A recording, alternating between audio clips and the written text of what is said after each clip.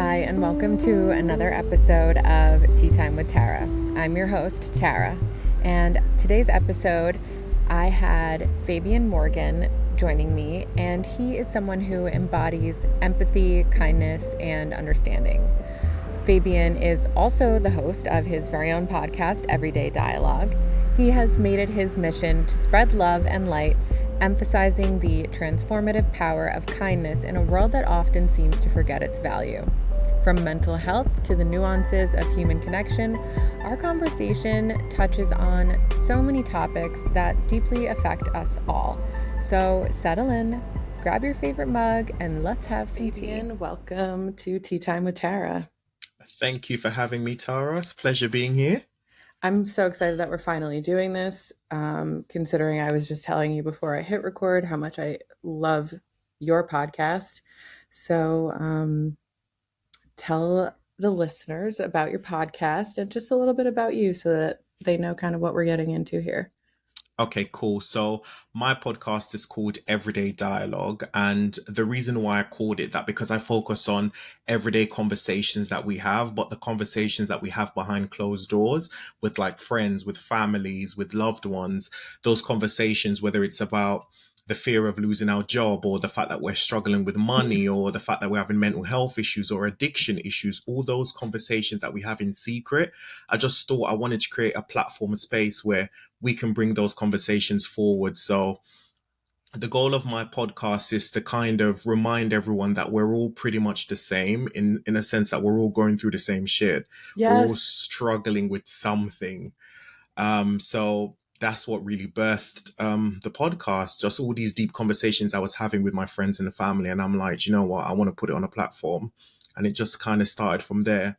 My professional background in terms of work right now, I work in healthcare. So I'm a registered manager for a assisted living service. It's like a massive residential care home. So I support people with like learning disabilities, acquired brain injury, physical disabilities. So I've learned a lot about just people trying to live their life to the best of their ability with their different conditions. And I think that kind of helps my podcast as well, because you kind of remove the judgment. You know, sometimes you're on the street, you see someone that's homeless or that might be acting a little different. People Mm. automatically judge them, but I tend not to because of the type of work that I've done. I've even worked with people with severe mental health issues that battle with substance abuse. Mm. So I've done it all in the healthcare Yeah. sector. Yeah. Well, I first of all, just the way that you described how your podcast came to life is very much how my podcast came to life, which is why I think that we just kind of align and work so well together as two human beings coming together to have a conversation. Yes. But your perspective of being somebody who sees people almost at their worst, right? And but understanding why they are where they are is so important for other people to understand because of that judgment that you were just talking about. Mm-hmm. Where I live, it's a relatively small, I don't know if it's considered a city or not. It's kind of like it has a city vibe, but it's pretty small. But there are lots of homeless people here. And it's kind of normal to just walk down the street and see a homeless person and they're behaving in an unusual way. And so like what is that about? Most people don't know why that is, but you I mean, for me, I guess I have the perspective of knowing that for the most part nobody chooses to be homeless. Um Especially, somebody that's mentally ill, they might not be able to care for themselves, for example, right? Without if they don't have the proper resources. Um, can you talk a little bit more about that aspect of just your perspective of seeing those people in those situations and with their disabilities and how they wind up where you work? I think a lot of people that do end up with severe mental health issues, there's usually a starting point. So something happened in their life, whether it's some sort of childhood trauma, or maybe they lost a job, or their house that they bought burnt down, whatever it is. And they started feeling some sort of mental health issues, but they haven't addressed the issue straight away. They kind Mm, of think they can carry on, or they can just get on with it. And then they get to a point where they end up having a full blown mental breakdown. mm, And I never forget, before I came into healthcare, a nurse that I used to work for, she ran her own business, and I was her marketing executive. And she always says to me, don't judge people because you never know their background. She said when she worked as a nurse, she'd have patients in the hospital that used to be judges, used to be lawyers, used to be doctors, but they, at some point in their life became too much, and they ended up having some sort of mental breakdown. So mm, I think it's important not to judge people or assume you know someone's story, because you don't know what they go through on a day-to-day basis.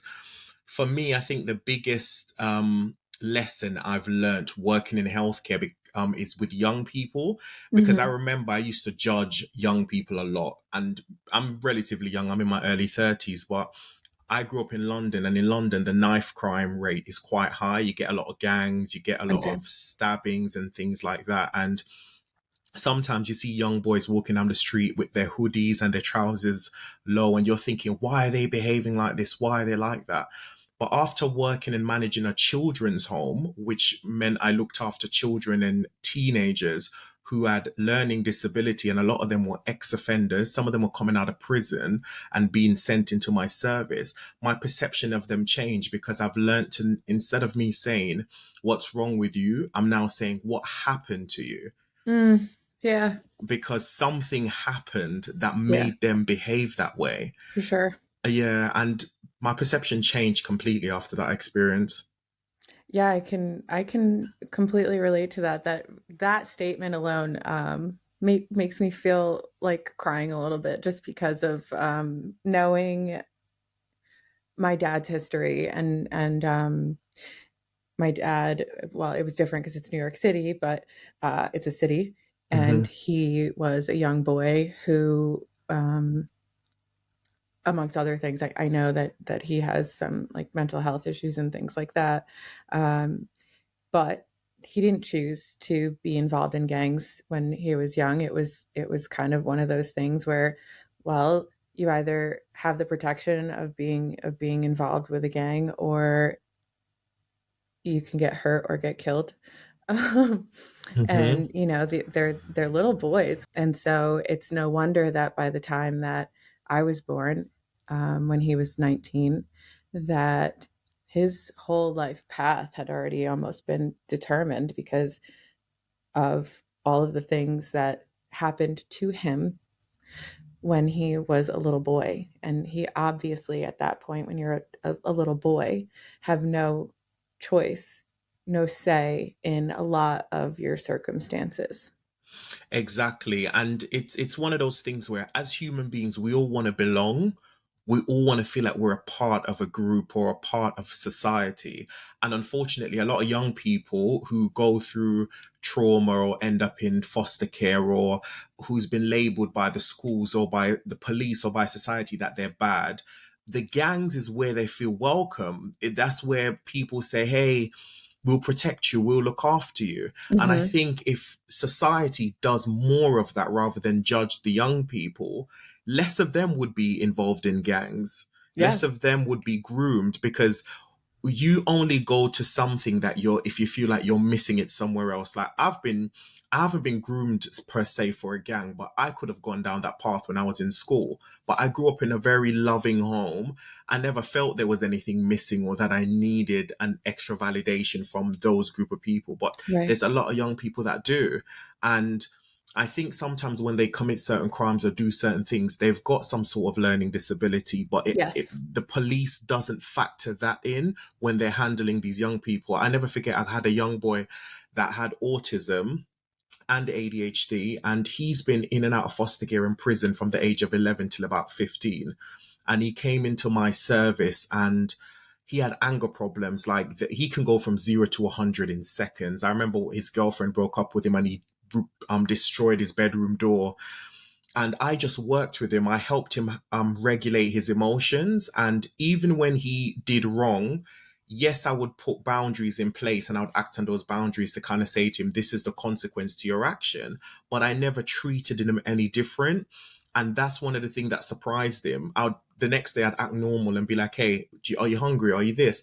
And he's like, I thought you were going to be mad at me. I'm like, no, I've already had a serious conversation with you, but I'm not going to treat you any different. Society is already doing that.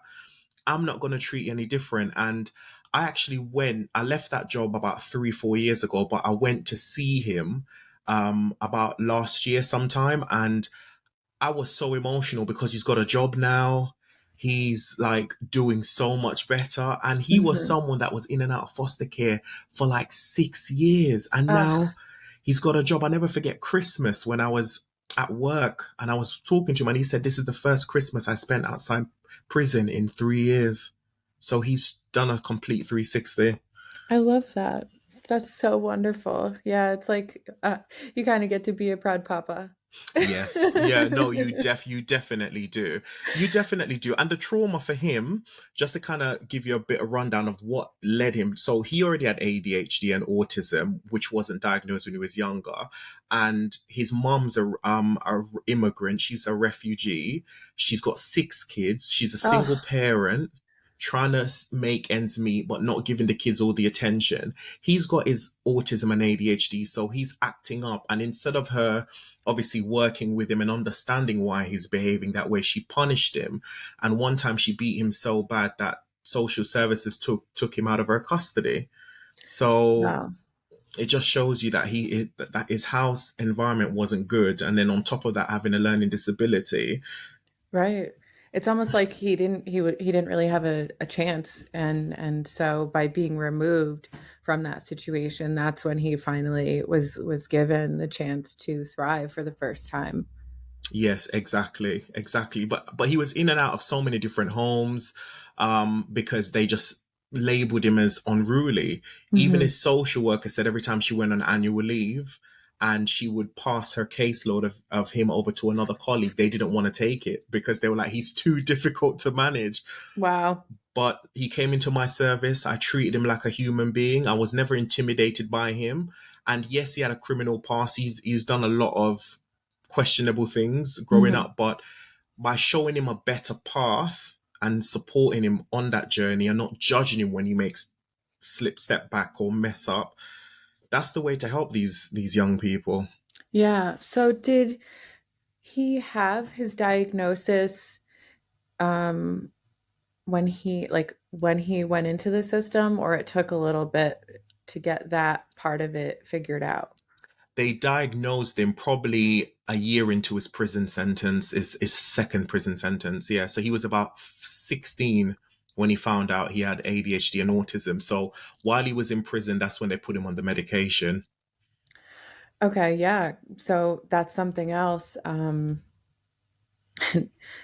mean, I obviously that's a much more extreme case, but like even for me, I'm 35. I didn't get diagnosed with ADHD until last year. I was 34. I lived my entire life not knowing that I had ADHD, just feeling like there's something wrong with me. I mean, I have other things going on as well, just because of my life circumstances, but that piece of having that diagnosis can be so life changing for so many people, specifically because you it's almost like you feel seen for the first time and understood for the first time. Yes. And I know that for me, it helped me because I thought all this time I've been trying to do things the way that other people do them, because I thought that that's what, that's what I'm supposed to do. My brain is supposed to work a certain way. I have to do certain things a certain way. But understanding that that's not how my brain works, for example, my brain just works differently, and that's okay.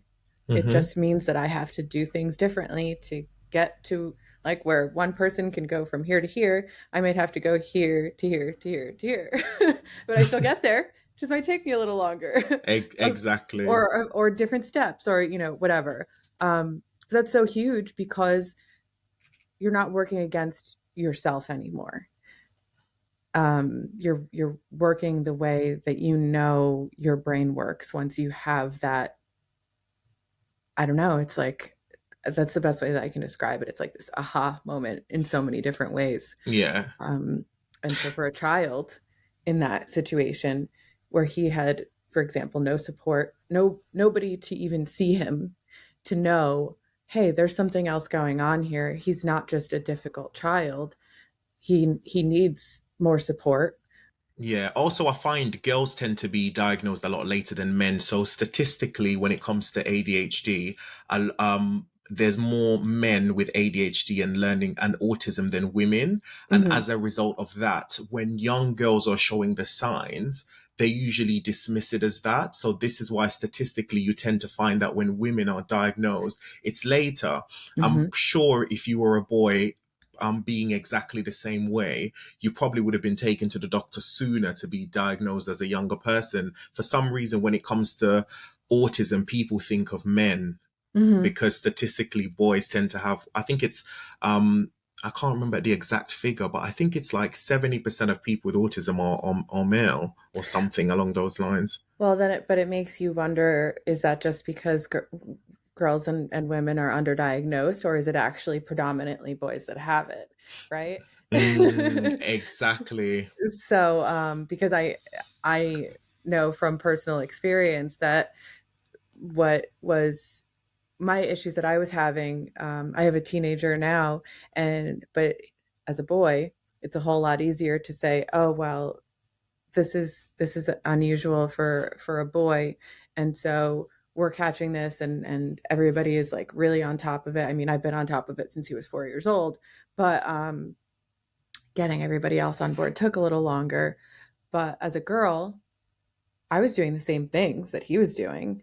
The difference was, well, oh, I'm a girl, so I'm emotional, and I have, Exactly. it's those things that end up, I think, resulting in women and girls as adolescents being underdiagnosed, because it's, oh well, they're hormones, they're this, they're that, and it's like, no. Put me next to a boy of the same age, going through the exact same things, and you'll diagnose him with ADHD really quickly. But I have anxiety, or I'm just going through a hard time, So it's really interesting the way that society and culture look at girls and boys differently, and how that affects their lack of diagnosis sometimes, but also the trajectory of their whole life as a result of that. Yeah, definitely. Sexism plays a huge role, and also there's a lot of racial element to it as well. Oh yeah. Because, like, I think one of the biggest thing that really stood out to me when I was managing the children's service is the disproportionate support that the young black guys were getting compared to the young white guys. I never forget I had a young white kid in my service, and he also had learning disability as well.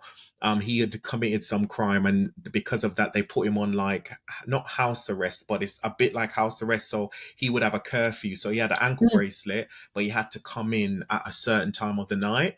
And because he had a girlfriend, he kept breaching it. So, like, he would need to be back at the placement for 7 p.m. He's coming back at 8 p.m., 9 p.m. Then the judge would summon him to the court. Then he would go to the hearing, and then they'll give him another chance and another chance. Whereas the other young guy, the one that I told you about that came into my service that was having all those issues, he was also on it as well. But one time he went outside for a cigarette, and because he stood outside the building that just went over the parameters of where he could stand, the police came that same day and they nearly arrested him. And we had to basically say, no, he didn't breach it. He was in the placement. He was just standing outside where he was. But it's just how that other guy got so many chances, but this guy didn't. There's a word that I heard on the news the other day, and it's so true. Is they call it the adultification of young black children, Oh yeah. and I've never heard that term before. And it's that whole law enforcement treating them like they're adults rather than recognizing the fact that they're children. But I've seen so many stuff, even like with the sexism stuff, how girls are treated differently when it comes to their learning disabilities compared to boys and stuff. And in the UK, I don't know if the law is the same in America, but if you're under 18, you can't be tested. you can't have a mental health assessment to test you if you have mental health issues in the UK if you're under 18. So I'll work with a young person that I can clearly see has either a personality disorder or schizophrenia, but we can't diagnose them until they're 18. So their parents can their parents like Health nobody health you just have to be professionals, 18? yeah, to get a full mental health assessment, yeah. Oh my gosh, no way. Yes, yeah. That's wild because I'm going through that now with my son in school, thankfully. I mean, the school is paying for everything, That's great. which I didn't even know was possible until I moved to where I live now, and people started telling me, no, you can. The school is supposed to do everything, and so that's when I was like, oh, okay, well then, hello, please help me. And so they go through the school system there. I spoke with, so I just started going through the whole process, and I don't want to, because it's my son's stuff, and I obviously don't want to divulge too much because that's Of his course. his stuff. Yeah. But there's a social worker that you speak with, and then there is a psychologist and a psychiatrist, and there are all of these different they even do like IQ testing, and then everybody comes back together after, so you have a preliminary meeting with these people, and then each person does their own separate assessment, and then everybody gets their notes all together, and everybody meets and talks about it and figures out, okay, well, with a psychiatrist, hopefully you end up with a very clear diagnosis or diagnoses. And then, well, what does that mean? And what do they recommend? And how can we support that within the school system? And so it's incredible. Hmm. I can't imagine having to be a teenager. Well, I can because I did it. Uh, having to be a teenager but not being allowed to even have access to that, like that part to me blows my mind. um because it makes, I mean, I wound up, I didn't go to college specifically because my teacher, or I'm sorry, my guidance counselor said, oh well, you're not going to get into college anyway, so you don't need to take your SATs. You Wow. can just go to a community college. And so that's like, all right, great. Thank you for believing in me. Thanks for the vote of confidence. And all this time, all I needed was a little bit of one on one attention that I wasn't getting, and potentially medication, because now I know that it has completely changed my life. But Hmm. I was a straight A B student, and then I hit high school, and and it became so overwhelming, and that's when it changed for me. So like, God, 18 years old. And then, like, but so much of your life is determined before Determined. that. Yeah. The thing is, you would get a multi, because what you were describing with your son, that's what you call a multidisciplinary team. That's when all Okay. the health professionals come together and they do the Mhm. assessment. So we do that here for the children, but that's to, if they want to diagnose you to have some sort of learning disability. But I'm Mhm. talking about actual mental health issues. So if you're schizophrenic or you have personality disorder, But how do they those differentiate that, Like, exactly. because They it's like I don't get it. Because my thing is, if you're gonna assess a child for autism, Mhm. um ASD or ADHD, why can't you do a mental health assessment on them as well? Well, because they can be so connected too. Like, Yes. I mean, for example, again, because I only can speak for myself, PTSD and anxiety and ADHD all have a lot of similar symptoms. Yes. And so, especially PTSD and ADHD. So, how would they be able to separate those two things? Like, I can't, because even for me, I can't separate them for myself. I'm like, I don't know if this is an ADHD thing or a PTSD thing. It might be a little bit of both. Wow. Wow. Yeah, it's crazy. There's so many things. Even like when you were talking about the help, not receiving that support in school, like it made me even think Mhm. of my mom. So my mom, she recently completed her degree 2 years ago, and it wasn't until she was doing this degree she discovered she was dyslexic. So imagine she went to school back in the day, Mhm. back in Jamaica, because I'm originally from Jamaica and stuff like that. Never had the diagnosis, but always kind of knew she was struggling when it comes to understanding certain things. She's very academic, but there were some areas. The minute my mom got her dyslexia diagnosis and she understood how her brain worked and how she should study, she did so well and she smashed her degree. It's So amazing. that piece of the puzzle is so important for us as individuals to know what is it that we're lacking or what is it that's different so we can know how to work, exactly like what you were saying. So yeah. Yeah, to work with how your brain works. I mean, Exactly. it's there are all these things that I'm trying to teach my son just because of, there's the masking and all the coping mechanisms that you kind of come up with, especially again, it's very much more common in adult women who have been given that late diagnosis. So I try to pass on some of that wisdom to my son now because I'm like, okay, well, I have to set reminders for everything. If something doesn't end up in my calendar and I don't have like 3 reminders for it, I'm going to forget. I could set a Mm. reminder for 45 minutes ahead of time and oops, an hour later, I forgot about it. So I need reminders, that 45 minutes ahead and then a half an hour and then 15 minutes and then oh, it's time to do that or I will get distracted and forget it. I have those you have your Amazon Alexa or some people have the little Google thing, whatever kind of AI that you Mm-hmm. use. Um I have them all around my house because there's I can add grocery shopping lists to it, and no matter where in my house I am, I can just tell something to add something to my list rather than being like, "Oh, I have to remember that. I have to go into the other room and I have to find something to write it down and I have to write it down." Like, set a reminder for this, set a timer for this, and it's done. Exactly. It's just it helps, one, it helps you as an individual to know how your brain works. And then you become less judgmental. You become, it helps your self-esteem because you're like, okay, I might not study the way this person studies, or I might not process information the way that person processes information, but I know it's because I have this, or I know it's because by not having that information can be really, really damaging to someone's mental health and their overall self esteem as well. Oh, And I yeah. think more young people need that support and that guidance because we have so many young people out here right now that are damaged and that are broken. Honestly, there's a mental health crisis going on in society today. And I can't even imagine what they're going through, not just with that type of stuff of their diagnosis, but the peer pressure from social media, having to look a certain way or be a certain way, or if you haven't bought your first house by the age of 25, then you ain't made it in life. There's so Mhm. much things being thrown at young people in this day and age, and we're in that group as well because we're young as well. So it's important to just know who you are and just have a support system and a support group around you that can help you be the best version of who you want to be and who you are. Right, right.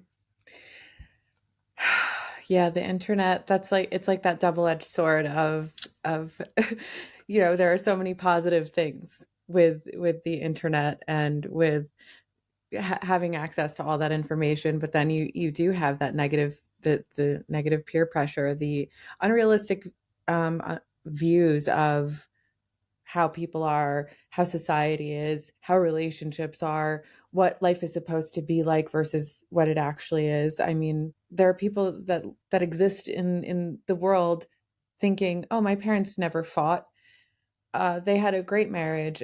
They were married for, 30 something years or whatever, 40 years. They had a great marriage." Yes, they had a great marriage, but that doesn't mean they never fought.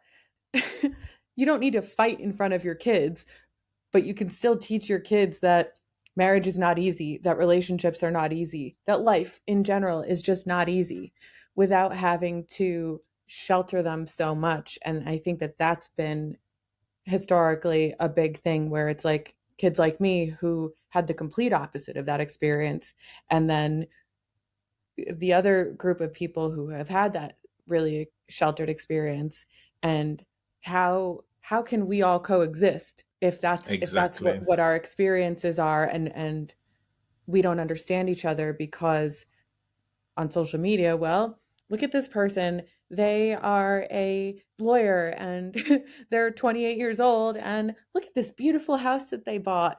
But really, how did they get there? Like, what's their Mm-hmm. story? Was it easy? Are they self-made? And how did they manage that? Or did they inherit their money and they had a really great upbringing and so it was really easy for them because of all the connections their parents had? Like, you don't get that background information from those little snippets. Exactly, exactly. Yeah. You've hit the nail on the head. It's true. So many things you see that you just don't know. Somebody that I know personally, she just bought like her 10th home. She's super successful, young person. She's younger than me. And I'm really happy for her. She's definitely a very hard worker. And I saw it was posted on social media about her achievement on one of those blogs. Hmm. And loads of people started commenting underneath and said, yeah, but her dad's a millionaire in Nigeria that owns an oil company. And I'm like, oh, I never knew that. Yeah. It doesn't take away from her hard work, Right. but Yeah. she had some, She had a she leg had, up.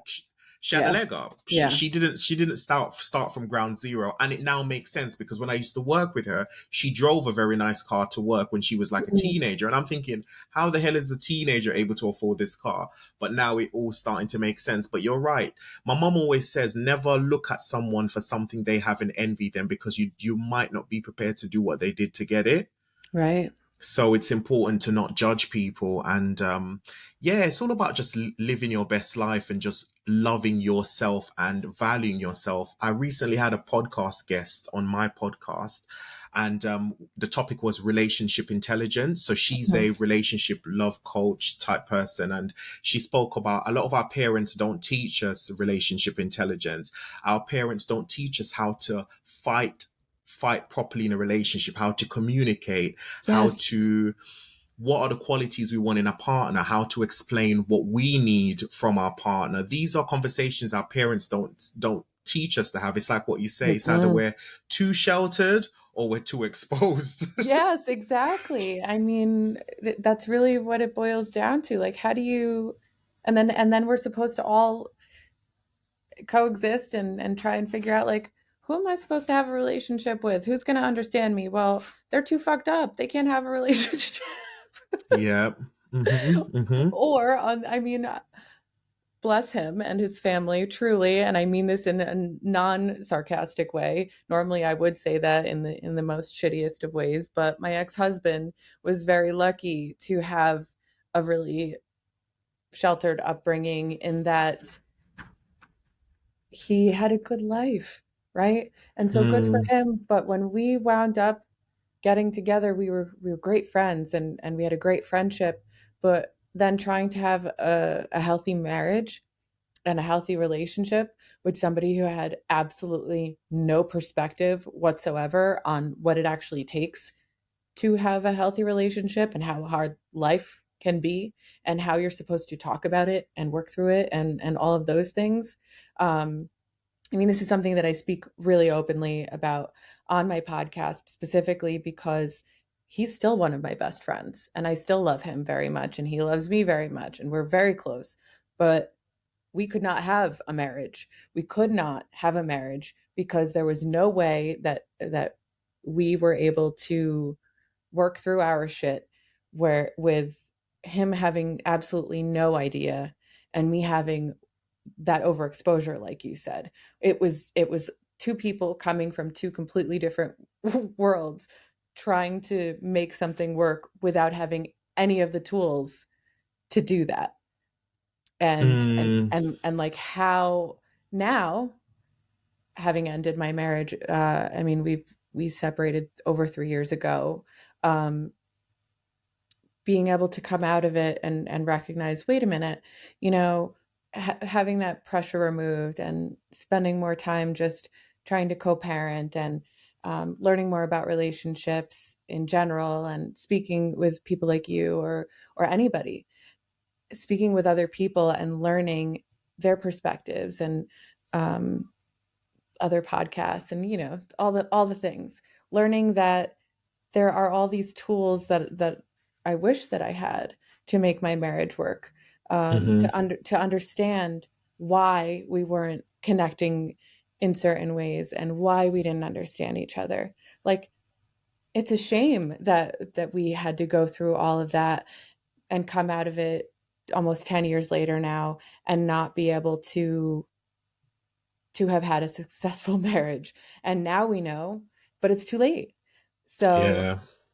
there are so many people like us, coming together, coming from two completely different places, or just whatever, not being able to come together and work through our shit because there's no preparation.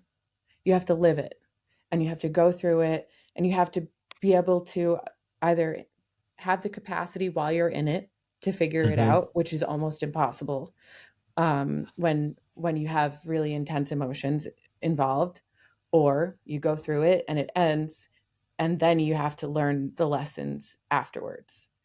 Yeah. And I mean, what are the divorce rates now? It's like, It's quite high right now, actually. I think where the issue is, we're all doing relationships wrong. I think yeah. we're all told that you fall in love, and then once you fall in love with the person, you just run with it, and then that's it. But love is just a feeling. At the end Hmm. of the day, your relationship can't just be built on a feeling. We need to have conversations to find out: do we think the same? Are we compatible? Do we have the same view when it comes to society? Do you believe in conventional gender roles in a relationship? What if you're a woman that don't believe in you're supposed to work, you want to be a stay-at-home mom, and you want your husband to go out to work, but then he doesn't believe in the old traditional gender roles where he believes men and women are supposed to be equal? Those Hmm. are conversations to have. Conversations about Yes. money. What's your money management like? Because if you have bad money management and I have good money management, how is the relationship going to work when we want to buy a house, when we want to share things? So Yeah. these conversations, we don't have them. We just think, oh, I went on 6 dates. He's amazing. He's the guy I want to spend the rest of my life with. And then that's it. And then we go into the relationship, and then all the other shit start coming out the woodworks. Well, We because it start just find happens, right? exactly.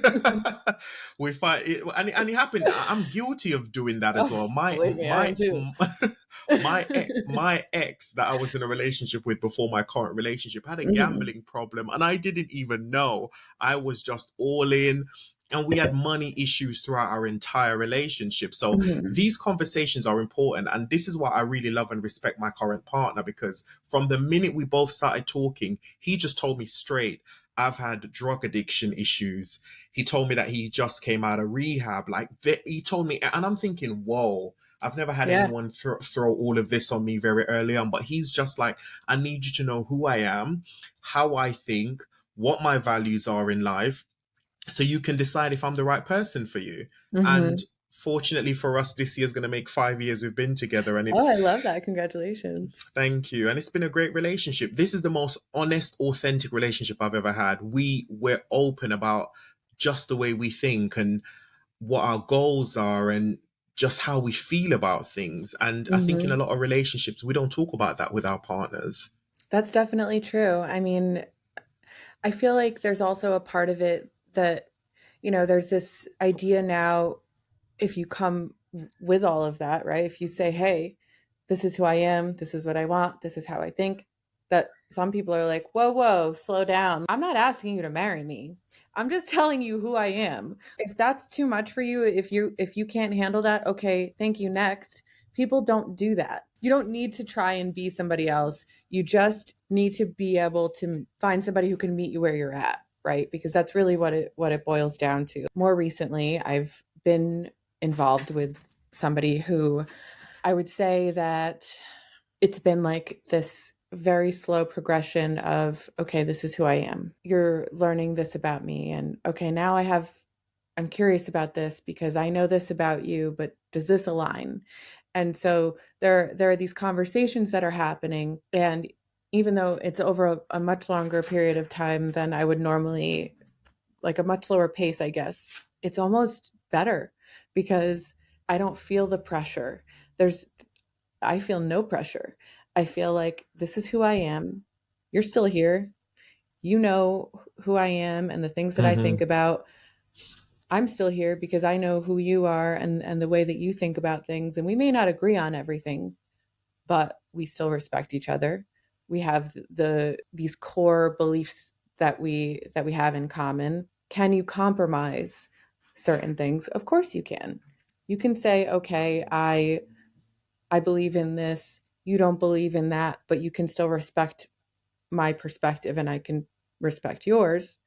It doesn't have to be this, oh well, you're there's religion and there's politics. Yes. They're like two of the most divisive things, right? Yes. And so, well, oh well, you're a Christian. Oh well, I can't be involved with you because you have these and these beliefs. Well, that might not be a deal breaker for me. You're not a Christian. Well, I am, and I have these specific beliefs, and that's it. It's a deal breaker. Okay, fine, we're done. Cool. But then there's also, you're more conservative, I'm more liberal, but what does that mean exactly? And what are Mm, the topics that really matter to you? How much do you care about this? How much does it matter to you in a partner, in a family, in, in your social group? All of those different things. Those are the kinds of things that people are too afraid to talk about because they're too afraid of pushing somebody away, when in reality, yeah, push them away if they don't want to talk about those things. exactly. And it's one of those things where you want them to leave now rather than later. Yes, If that's the exactly. case, Exactly. Like, Y- bye. Let's move on. We don't need to waste each other's time. If that's not something that you're down with, cool. It's been real. Next. Like, I don't understand why people are so afraid of that. I really, that part to me. people are scared of being alone. I think that's one of the biggest thing that I've learned is that a lot of people are scared of being by themselves. They're Mm, scared of finding who they are. Like even before I got into this relationship, I was single for 3 years and it was the best decision I ever made. I mhm. found myself, I traveled, I just really spent some time to get to know me. And my Yeah. partner was single for 5 years before he met me. Mm. And it's just so important. People that go into relationships after relationships after relationships, that's not healthy. No, Like it's when I not. broke up with my ex, he went straight into another relationship Mhm. and he was toxic. So I'm like, Yep. okay, you Yeah. jumped straight into another There's one, no but growth there. none Yeah. whatsoever. So it's important. I think a lot of people go into relationships or tailor themselves just so they can be with someone because they fear being alone or they think time is running out. I'm getting Mm, older. I won't yeah. find my life partner. So Yeah, but by forcing yourself into a situation that's not good for you or right for you or that other person, then you're kind of robbing both of you of actually having a genuine lifelong connection because you're just prolonging it at that point. exactly. And then you're going into a relationship that's not healthy. And what a lot of people don't realize, and this has been scientifically proven, the quality of our life is determined on the quality of our relationships. Which is why we both talk about relationships so much on our podcast, I'm sure. Exactly. Yes, it's true. It's true. The Yeah. relationships we have determine the quality of life that we have. And I think a lot of people don't fully understand that because I think if people did, more people would be selective of the type of relationships they have. More Mhm. people would have boundaries. More people would be more careful of who they're going to date. And what people don't realize is all the relationships we have, you choose to have them. You choose to be in Mhm. a relationship with your partner if you have a partner. You choose to have a relationship with your parents, your siblings. The one person you can't choose to have a relationship with is yourself. So Yeah. you make sure you put yourself first at all times. Yeah, you have to be right with yourself, and it's that, being able to trust yourself, being able to be confident in who you are. And like for me, I know I definitely have self-esteem issues stemming from that late ADHD diagnosis and all these other things that happened throughout my life. However, I know who I am, Mm. and I am confident in that. And that is one thing that I went through an ugly breakup, and it was ugly because of the external judgment. At first, I was like, why? Like, why am I being judged so harshly here? Like this hurts. This is hard. And I started to question, oh my God, am I a bad person? And then I was like, whoa, whoa, whoa, hold on a minute, bitch. You know who you are. You know that you are not what people are believing about you, and if those people believe whatever about you, then those people don't know you and they don't fucking matter. Their opinions don't matter. And that was Mm, something that I took away from that situation, feeling so much more confident in than ever before in my life, because it was a short couple of months long relationship. I feel like the breakup bullshit lasted longer than the relationship itself.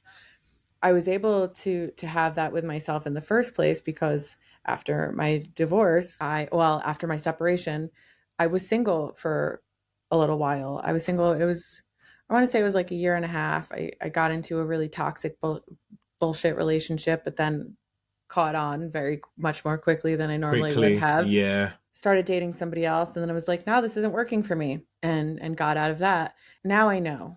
I know who I am. I'm confident in the person I am and what I bring to the table, and I know that I'm not for everybody, and that's okay. And I think that more people need to be able to understand that and accept that, and Mm, know that just because people don't like you doesn't mean that it's not a reflection of you. yes. Um, like, yes, of course, we can all grow and do better, and all of those things. I think it's important to always kind of have that in the back of your mind, that growth mindset. But that's all with you. It shouldn't be an external thing. It shouldn't be influenced by what other people are saying, how other people are treating you, or their perceptions. It's, am I right with myself? Mm, That kind of like integrity, I guess, is yeah. a good way to put it. And and I really like what you were saying about you have to basically gather yourself and remind yourself who you are, and that sometimes that's necessary, and it's important you know your non-negotiables and do not Hmm. compromise on them. And based on what you're saying, it clearly sounds like you're at a place in your life now where you know your non-negotiables, you know what you're willing to accept, you know what you're willing to compromise on, and you know what you're not willing to compromise on. Hmm. And unfortunately, we're living in a time now where there's a lot of evil and manipulative people out there that goes around trying to find victims where they can emotionally exploit or financially exploit or physically exploit. There's so many of those people out there, and I think now is the time where we all need to be a lot more vigilant and see the red flags and run. Because my female friends, some of them have been in some relationships over the last few years that I'm actually shocked at how horrible the guys have been. And it just shows you that there's so many people out there with some really, really terrible motives. And if you're not switched on, you will easily get roped in if you don't I know who did. you are. I did. I got out of my marriage, and even though I had had that time by myself, I still was so excited when there was somebody who was all about me all of a sudden.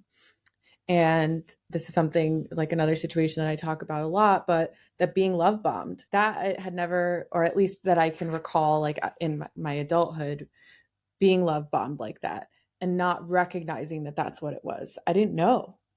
And so Hmm. when one of my friends was like, "Babe, you're being groomed." And I was like, "What?" And he's like, "Yeah, he's grooming you." And I was like, "What do you mean?" And he's like, "It's just there are these things." And he kind of laid them out. And I was like, "I appreciate that, but I don't really understand what you're trying to say." Within a couple of weeks to a month after that, I was like, "Oh shit, he was right. Now I know what he meant by that." Now, thank goodness it was only a couple of months that it took me to realize that. Yeah. But sometimes you need to go through that kind of stuff. Sometimes it's like a shock to your system, like, hello, you haven't done all the healing that you thought you did, for example, and you still got some stuff to work on. I think we all have stuff to keep working on because you have to remember a lot of this is going to show up in different packaging. It's gonna be done put in a different packaging, so you see it and think, "Oh, this is new, this is different," but it's the same shit. And it's as Mhm. you're unpacking it and taking it apart, you realize, no, this is still that type of red flag that I don't actually want, but they're coming in a different way because they know that the other way of doing it doesn't work. Yeah. And it's all about learning from our experiences, because sometimes certain things have to either happen to you or happen to a friend for you to Mhm. see it and say, okay, that's something that I don't want.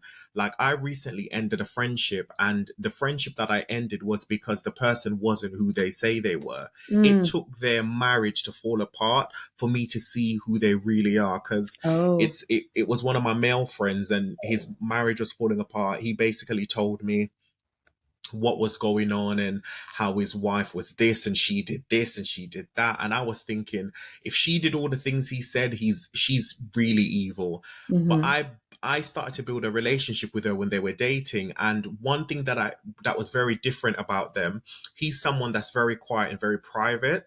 So he's not really like, he doesn't really give you a lot of information about his personal life, and he's very quiet. And I Mhm. think people who are extremely secretive are dangerous. Mm. I think if you're not someone that's quite open, and you don't have to be super open, tell everybody your whole business, but Right. people need to kind of have an idea of who you are in Well, I terms mean, of your especially character. in your closer relate like your friendships and things like that. Yeah, that makes sense. Exactly, exactly. But when I met his girlfriend, what I liked about her, she's like an open book. She's very free spirited. She speaks about her emotions. She expresses who she is. And I love that burst of energy when I met her before they got married. So when the marriage broke down and I kept asking him, okay, so when you why did she leave you, or what did you say? He was like, she didn't say anything, I don't know. And that just didn't sound right to me, because I'm like, the person she is, there's no way she would walk away from this marriage and not tell you. She's Right. so expressive. Yeah. And I asked him for permission to reach out to her. He said I could. And when I reached out to her, she told me everything. And she said, Fabian, he's lying to you. She even sent me receipts. And that really opened my eyes to that he was the one that was actually the problem in the marriage. And Mhm. how the fact that because he was such a quiet and secretive person, he was able to get everyone to believe the illusion that he created. So I learned a lesson: never trust someone who is extremely secretive. Yeah, I mean, that makes perfect sense to me. I think that the other thing I will say is never to trust somebody that everybody likes. That part, no, you got, yep, yep, yep, yep, yep. I got a point to add to that afterwards. Yeah, because what I learned is that when you are involved with a person like that and everybody likes them, it means that they are feeding people bullshit in order to gain their good, like to be in their good graces, because there's no way that anybody who is authentic is liked by everyone. It's just not possible. I agree.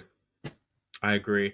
And to add to that, you're so right. I never forget, I went on holiday once to Jamaica, and I was staying in this all-inclusive hotel, and I remember there was this American couple that was on my resort, and we had like a karaoke night, and I went up and I sang, and then they were like, I was talking to him and his girlfriend, and they were both like, "Oh my God, you're an amazing singer." We had really good vibe, we were all drinking and stuff like that. He's a very likable guy, very loud, as you say. He's one of those guys that everybody likes, so everybody Yep. in the resort liked him. He was a cool guy, whatever. Next day now, this Scottish lady that was on our resort, she and her daughter came on the holiday together, and they were there throughout the time when I was there. So they built a relationship with that American couple. So Okay. she saw the girlfriend, and she said to the girlfriend, "Oh, me and my daughter's going snorkeling. Do you want to come? They're going to do some touristy stuff." And the girl's energy was so different. She seemed so frail, and the Scottish woman was like, "Is everything okay?" She was like, "No, I'm not really 100%, blah, blah, blah." And I was like, trying to overhear the conversation. And she basically told her the guy physically assaulted her last night in the hotel room. And I'm in my head thinking, no, him, he's the lovey, loud, bubbly guy. And then you saw him come over, and then her body language changed when he was there. And you can see that he puts on this likable persona so everybody likes him. But behind closed doors, he's a abusive idiot. You can tell Mm-hmm. that when she goes to people and say, this guy's beating me, no one's going to believe her because it can't be Joe. Joe is an amazing guy. He's funny. He's loving. And you're right. Yep. Be careful of guys or anyone, not just guys, anyone that's extremely likable by everybody because they try to win everyone over. I was mean to her or that I made her feel bad or whatever, nobody's going to believe her because look at how nice I Mm, am. Just because somebody's nice doesn't mean that they're a great partner. Doesn't hmm mean that they're going to be a good for me even. They're nice. Yeah, that's good. Good for him. He's a nice guy. Guess what? He wasn't good for me. mm. Sometimes I do think it's important as well for us to speak out about the things that we experience in our relationship from the people that everybody deem as the nice guy. Because when we remain silent, we allow them to control the narrative. Because sometimes I know we can say, "Well, I know the truth, so I don't really care what." But let people know because that's one of the advice I gave to the my ex friend's girl wife. I said to her, because she wouldn't have told me the truth if I didn't tell her that he had already told me the marriage had ended. So she would have Right. just left it and didn't say anything. But I said to her, no, he's trying to create this narrative that you're the bad guy. Mm, Let people know it's him. yeah. Because I didn't call him and ask him how his marriage was. He called me. So clearly Right. he's doing an election campaign Mm-hmm. and he's going around to everyone that's in their circle to let Yeah. everybody know it's her fault. And Mm-hmm. she's just sitting there being quiet, saying, you know what, I'm done. I said to her, let everybody know because you're removing the mask. Because these people wear masks. They want to pretend to be what they're not. You need to expose them. Expose Yeah. them. The problem with that, and again, this is just speaking from my experience with that, Yeah. is that some people have eaten that person's shit for so long that no matter what you Yes. say, It even if doesn't you're make a telling the truth, difference. yeah, even if you're telling the truth, well, now you're talking about it, so now you're still a bad guy. All right, so I don't normally do this, but I am pausing the episode to give a little background on what's about to come up because I did wind up cutting out a huge chunk of my conversation with Fabian for the sake of not airing all of my dirty laundry on the internet. I do want to give a little bit of context because I felt like keeping this part of the conversation in was really important. You'll see why in just a minute. But we talked a lot about a messy breakup that I had where a lot of other people felt the need to get involved and interject and ultimately actually bully me and not just verbally assault me, but actually threaten to physically assault me, all because they felt like I hurt their friend. Now, I want to be very clear that this ex and I are on good terms. He never condoned these people's behavior, so I don't want anybody thinking that he was somebody who was in support of this shitty behavior toward me. He was very much against it, and he's somebody that I care about very much, and I know that he cares about me very much, and so I just want to make sure that this doesn't come off as something where I'm letting anybody think anything bad about him, because this is really just about the way that people treated me. And again, it's not necessarily about me or my experience or getting any kind of sympathy. It's really just about having an understanding about how your actions can impact other people. So check it out. It got to the point, and now I'm going to be really candid, which is not something that I intended on doing, but you know what? Fuck it, because I think that more people need to know this and need to hear it. The Mm-hmm. bullying, because that's really what it boiled down to. It was high school bullshit bullying, where when it came down to it, that I, for the first time in my life, was like, the teenagers that wind up committing suicide because of the bullying of people having this, and that to say, for the first time in my life, I was like, oh shit, I really understand where they're coming from because this is so Mm, unbearable. It became so unbearable for me that I started to have suicidal ideations. And wow. like, I guarantee you that all the people that decided that they were going to torment me did not realize how severely they were impacting my life, and probably still to this day. And whether or not they care, that's a whole different thing, you know. I feel like we went from like ADHD and mental illness to like To everything. We touched on a bit of relationships and everything. yeah, but I mean, I feel like that was pretty well rounded. Is Yeah. there, so what I do want to ask you, is there anything in particular before we end recording that you want people to take away from this conversation? It could be one thing, it could be a couple of things to wrap it up. Like, what do you really want them to take away from this conversation?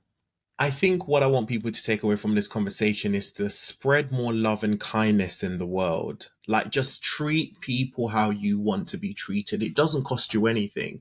And obviously, we spoke about a million different things from people with autism, ADHD, relationships. Just be kind. It doesn't harm you, and don't judge people. I think we're living in a time now where so judgmental. We judge everybody for their addictions or for their behavior or for their trauma. Just spread love and just be kind to people. Kindness goes such a long way, and It really when you're does. kind to others, it comes back to you tenfold. So that's what I would definitely end it on, based on everything we spoke about. It's just about being kind and just spreading more love and light in the world, because I definitely think we need more of that. I could not agree more. The one thing that I want to actually add to that, to piggyback on that, is not just to treat people how you want to be treated, but somebody just recently told me to treat people how they want to be treated. And Yes. so, you know, we all have an idea of how we want to be treated, but maybe somebody else doesn't necessarily want to be treated that way. And the only way to know that is if you talk to them about it, which is having Mm-hmm. those kinds of open conversations and that open communication, which is so important. So whether it's you asking somebody, or being the person to come forward and say, "Hey, I feel this and this is what I need." Like going going both ways with that, whether it's in a romantic relationship or a friendship, or even advocating for yourself if you have special needs, like myself in the workplace, I have to do that. Hey, this is what I need because XYZ. Like, it can work in so many different ways. I think that that's really important, and the kindness part of it. You don't know. You never know what somebody is going through. You don't know somebody's story based on what they look like, or the very little information that you might be hearing from somebody else. At the end of the day, your story is your story, Mm-hmm. and unless you are open about it, and unless you share that with people, nobody's going to know, and other people can control that narrative. Exactly. And also, honesty without compassion is brutality. So Mm, even if you say you want to be real or you want to tell someone the truth, be compassionate in doing it. 100 million%. Fabian's insights and experiences serve as a powerful reminder to spread kindness and appreciate the unique battles each of us are fighting. As Fabian so aptly put it, honesty without compassion is brutality. Let's keep that in mind as we navigate our daily interactions. I want to take a moment to extend my heartfelt thanks to Fabian for joining me. Don't forget to check out his podcast, Everyday Dialogue, for more insightful discussions, including an episode with me where we discuss ADHD. The details about his podcast, as well as his Instagram, will be in the show notes. And thank you to my beautiful listeners for being a part of every episode of Tea Time with Tara. Don't forget to follow me on Instagram at teatime.tara, and check out my website, elevate-teatime.life, for information about the pod, about me, my relationship coaching packages, and much more. Stay kind, stay understanding, and remember that every interaction can change the world one conversation at a time. See you at our next Tea Time.